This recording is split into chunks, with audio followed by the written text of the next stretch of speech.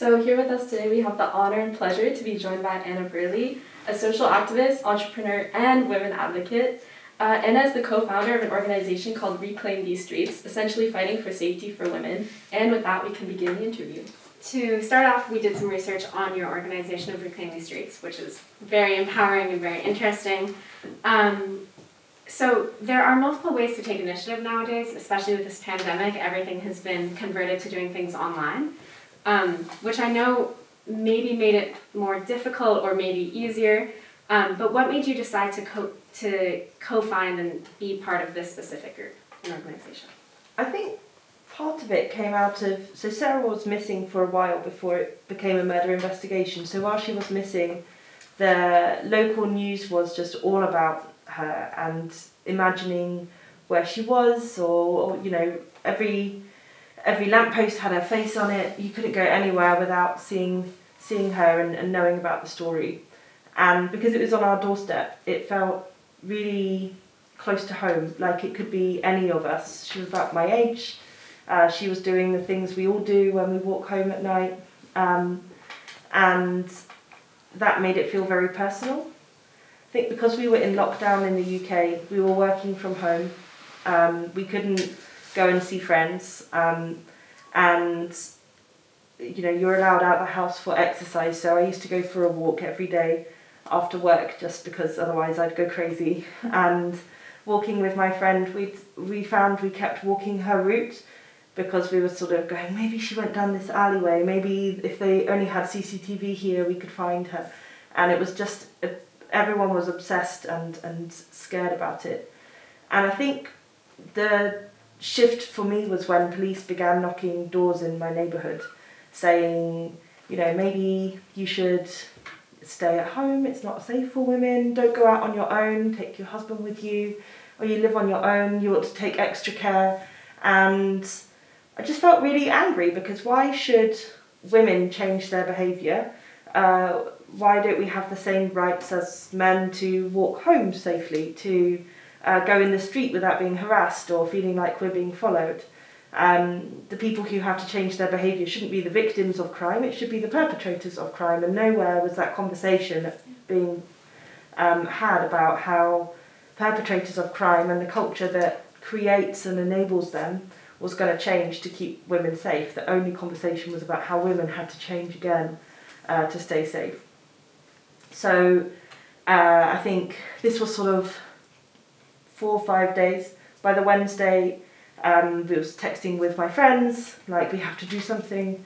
I feel like we can't just allow this narrative that women are the problem to carry on. So we're sort of discussing what we could do on WhatsApp. Had a Zoom call because it was 2021 and that's what everyone does. And decided that we wanted to hold a vigil, partly because I think we wanted to, you know, that language around reclaiming spaces. We needed to physically reclaim Clapham Common. It was our local park. It was the only place we had to rely on for our daily exercise during lockdown. Lots of people in London, we don't have gardens, we don't have outdoor space if we can't go to the park. It should be somewhere we can all enjoy at any time. We wanted to physically take it back and show that it was a space for women. I think it's a very natural feeling as well to want to come together with other people in solidarity when you've experienced some kind of trauma or loss. So it was important to be with other women who had shared experiences at that time. And so we wanted to do something physical in person. And we wanted to do it at sunset, because we felt that actually it was important to make that point that whether it's daytime or after dark, we had every right to be there. Vigil is a bit of a weird, you know, it's a protest, but we wanted it to be solemn. Because at the heart of it, yes, we were angry, yes, there are big issues, but at the real heart of it, like, a young woman was murdered. And it was awful, and her family were grieving and her friends were mourning her loss, and we wanted it to be appropriate to that. So a vigil, and we wanted candles so we could shine a light on the problem of violence against women and girls. Was sort of came out of the conversations about what would be appropriate, how can we be angry but also respectful. So So yeah, it started from there. So a lot of symbolism, clearly. It is clear that a recent denominator in a lot of these events is actually men. And I think often we're kind of seeing women blamed almost and told that they're dressed inappropriately or behave provocatively or shouldn't have been out at that hour, shouldn't have been drinking, as you said, which is absolutely ridiculous and extremely damaging.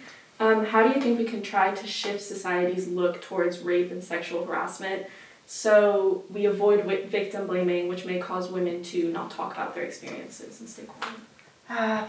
Lots packed into that question. No, it's a good one though, and it's the right question to be asking, because we can't keep having a situation where the whole burden of staying safe is on women's shoulders, when the thing that puts us at risk is, sure, a small proportion of men, but those men are the product of our society and our culture.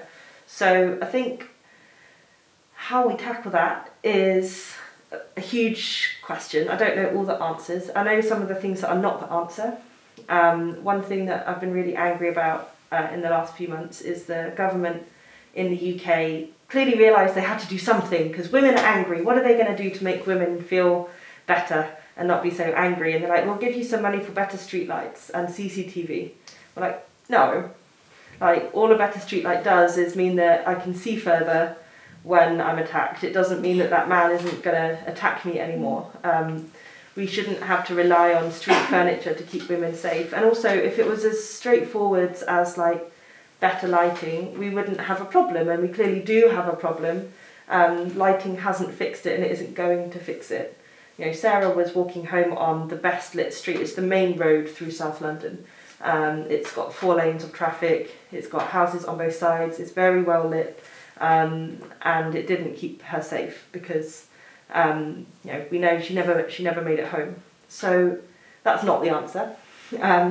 There's been a lot of talk about apps and sort of using apps to be able to, like, if a woman's walking home and she goes off the route that she said she's going to do on the app, then it will send an alert to her family and friends that she might be missing.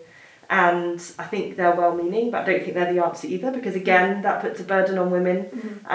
What if she just popped into the shop because she wants to buy a chocolate to get home? Like, it shouldn't matter what route you take home.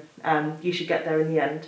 Well, I think some of the answer is definitely in schools, and it's around education, and it's around having different kinds of conversations about misogyny, using that word and understanding that it means a kind of cultural dislike of women or a dehumanisation of women, treating them as less than equal or othering women. So I think that's part of it, understanding that and really tackling, lots of school settings experience sexual harassment and abuse, and if we can tackle it in a school setting and show that those behaviours are not acceptable and are not normal, then I think then we get a whole new generation of advocates for gender equality coming out of that school. I think that's part of the work, but I don't want to wait for you all to be the adults. We need to do something now. I think some of it is about leadership. There are organisations that are tasked with making the laws and enforcing the laws and keeping us safe. So the government, the civil service, the police, the justice system, all of these public institutions that are responsible for our lives, they do not have gender equality. There's a lot more men in charge than women, and for that matter, white men. It's a racial and class issue as well. We need to do better at that. We need to look at the cultures within those organisations. Do they allow sexists to work there? Do they put misogynists in positions of authority? Do they actually put us at greater risk? Like the incident with Sarah exposed some of those deep problems in the Metropolitan Police. There are other issues around misogyny organisations. If we can fix those, I think we can start to feed down that culture change. And some of it is that our laws aren't fit for purpose. In the UK, if you drop litter or a cigarette butt, you can be fined. But if you wolf whistle a girl and sexually harass her as she walks past, there's no repercussion. It doesn't count as a hate crime. It's not illegal. You can't get a fine for it. And so I think we need to think about, do our laws put equal value on women's lives and experiences? The answer is no, and we can do something to change that as well. Yeah. I mean, definitely, I think apps are not necessarily a good solution, but they're a good idea. But I think they're almost a distraction from the problem because it's, again, just forcing the woman to download something, which kind of leads us on to our next question, which is about police. So, I mean, me personally, and I think a lot of people have been raised to believe that police are enforcers of the law and that we've been taught to respect them. But on the other hand, police are actually some of the biggest problems in today's society. And since this has now been clearly brought into question throughout all of women's experiences with the betrayal of the police, what and how do you think that the police system should be reshaped in order to actually prioritize the human rights that women deserve? I don't know all the answers on this, but I have some ideas. I think there's a problem around police leadership. Culture is created by or at least allowed to happen by the leaders. And so, where this has been a problem for a long time in the police, I don't have any faith that police leadership, whether it's the leadership of the Metropolitan Police or honestly any other police force in the country, is doing enough. And essentially, there's a point at which if you're not part of fixing the problem, you're part of the problem. And I think that needs to change. I think there's a cultural problem around whistleblowing. I don't think... So there was a woman who'd been a police officer for a long time on the news when everything was coming out about Wayne Couzens and what he'd done.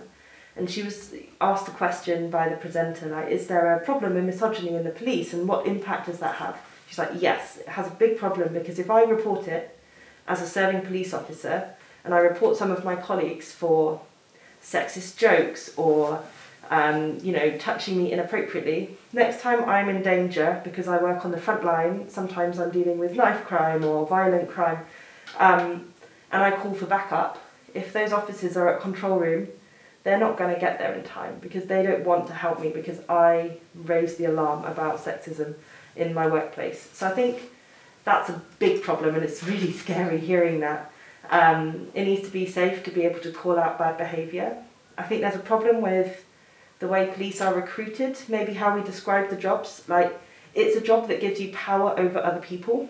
And I think the way it's portrayed maybe, or the way that the police sometimes behave, particularly, say, white police officers towards young black men is a big problem in the UK.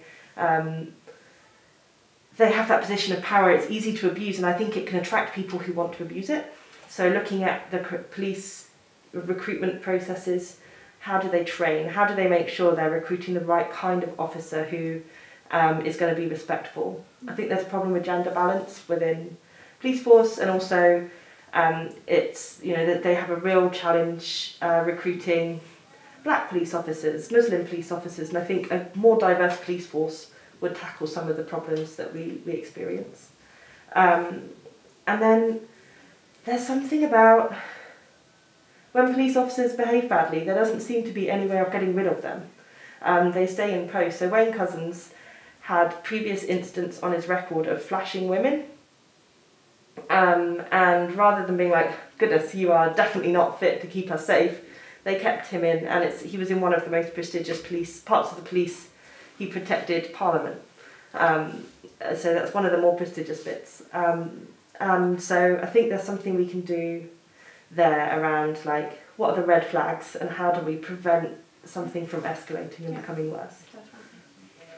So this is kind of circling back to what you said before, but I was really interested in the educational system surrounding these dangerous situations.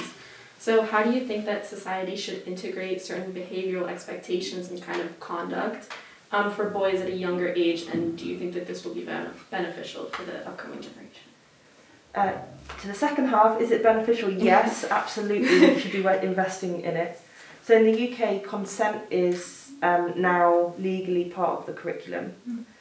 But there's sort of two issues with it. One is that teachers aren't given the extra resources to deliver it. So it's still, I don't know if this is the case here, but in the UK, like your sex ed classes, it'll be your Spanish teacher or your maths teacher. They're not like the expert on sex ed. It's a bit embarrassing or awkward when they start talking about gonorrhea. Like, you're just like, no, let's stick to irregular verbs. And it's the same with consent. There's no like specialist consent teachers in school. There's not proper training or support for those other teachers to be able to step up and deliver it, and that puts teachers in a difficult position. Schools are quite underfunded anyway in the UK, so the fact that that extra resource isn't given means the sort of support that those classes are needed to be really impactful isn't given. Mm-hmm. But also it's that when you sort of, like, sexism exists in every part of life. It doesn't just exist in situations where consent classes might cover it. Like, we need to be tackling sexism across all of the subjects. It shouldn't be separated out as one lesson. And it needs to start younger. Like, consent isn't hard to learn. It's a behaviour. Mm-hmm. It's a habit, right? And it should apply, you know, when you're 5 years old and you're in the playground and you pull a girl's hair, and rather than being told, oh, it's because he likes you, actually having that conversation about consent at that age is really important. It doesn't have to be about sexual situations. It just needs to be about respecting other people, having some empathy and treating them as equals. And I think that there's an opportunity to help embed those behaviours in all of your lessons in the curriculum, like PE lessons, geography lessons, maths lessons. We can be talking about consent. We don't have to call it consent all the time. Mm-hmm. It's about behaviours, and it's about respect, and it's about values. And I think that's something that, by parcelling it out separately, can be a bit tricky to remember. And some schools do it great, by the way, and most teachers are brilliant, but they're not supported to do it, and it's not explicitly part of their job description, so they're not rewarded when they do it well either. And on a kind of different note from that, I'm sure that your experience working with this organisation has been full of ups and downs. And the recent case of Sarah Everard, who got kidnapped, raped, all by a policeman, is, I'm sure, only one of the multiple stories that you've heard of. How do you think that these stories, or just moments in general, have changed you as a person and changed your mentality on the situation? I think on the plus side, I've never felt more able to affect change. I don't think a year ago, if you'd asked me, like, can you make this happen? Can you make the Prime Minister do something? Can you, like, shape the national conversation? I'd be like, no, don't be ridiculous. Like, that's you know, no, that's what other people do that. And actually learning that we all have the power to do that is an extraordinary part of the last 10 months. It's been amazing working with, like, I've worked with some incredible people. Our lawyers, for example, are the smartest people I've ever met, and they're able to have these arguments in great detail, on their feet, off the top of their heads. You know, I've learned so much about talking with the media and met these incredible activist journalists who have really, you know, pushed the agenda so that the media is not part of the problem, but it's part of the solution. So one journalist, for example, she's like, I don't think we should only talk about women's safety when someone's murdered. So I was worried we haven't had a story on women's safety for 3 weeks. So I marched into my editor's office. I said, this isn't good enough. We need to be having these conversations. And so he commissioned me to do this. And so now, you know, that's been amazing. So they're definitely the ups, those sort of human bits, where you can see that people have felt really empowered as well to do something. Some of the challenges have been sort of some of that being in the public eye, I think, comes with challenges full stop. You can be the target for some abuse. Some of that has been sort of men who are cross that, you know, I'm a terrible man hater and I don't understand the problem, and it's not about men, it's about violence, and how about male victims of violence, and all of this kind of whataboutery that makes it much harder to sort of talk about the issues, and comes from a place of sort of sexism in the first place, and is part of the problem we're trying to fix. There's a big sort of, don't know what the right word is, there's some unpleasant online discourse in the UK around trans women, and sort of we've been really explicit from day one that we're inclusive, that, you know, the vigil was open to everybody, allies, women, anyone identifying as women, non-binary people, and that's caused us to get some negative or sometimes quite nasty online responses. So that's quite hard because you're sort of, your phone pinging, you're trying to go to sleep and it's pinging because suddenly there's this, hundreds of people have a view on you, or have deliberately misinterpreted something because they don't like something you stand for. And then I think some of the sort of less personal bits there have been loads of opportunities to make a change happen, like bits of laws being debated where if they just added one line, it would have so much bigger impact for women, and they chose not to. And seeing those choices made at the top that don't put women first or that disregard half of the population is quite disheartening sometimes. And on the flip side, there are incredible politicians who completely get it and fight your corner all the time. But some of that can be frustrating where you can see what needs to change and there's such a lack of willingness to do it. Yeah. So following back to the police force again, sorry. Don't worry. Do you think that the integration of women into the police force in the first place is an issue due to prejudice or discrimination? Or do you think that the sexism present in the law force kind of overpowers their voices and presence on the streets and in the enforcement of the law? So what I've heard from female officers is that they often do experience quite a lot of discrimination in the workplace. And like I said before, there are sort of barriers to being a whistleblower or to calling it out. And I think some of that does get fixed by increasing the number of women who are there. If you're not in a minority, you're perhaps less likely to be treated as less than equal. I don't think it's necessarily... I can see that it makes being a police officer unattractive if you go in expecting this abuse, but I've also met amazing women who have gone in, tackled abuse head on and been able to make changes happen, but they've only made it happen in like their bit of the police, Nottingham Police or Manchester Police, that are just in your city. I think sort of part of that work the police need to do to build trust with women will help them to recruit more women to the force, because it will change the culture and make it a safer, more welcoming environment. Mm-hmm. Yeah. And when I was just doing research just on the topic in general, I saw a question on Twitter that said, what would you as a woman do if men didn't exist for 24 hours?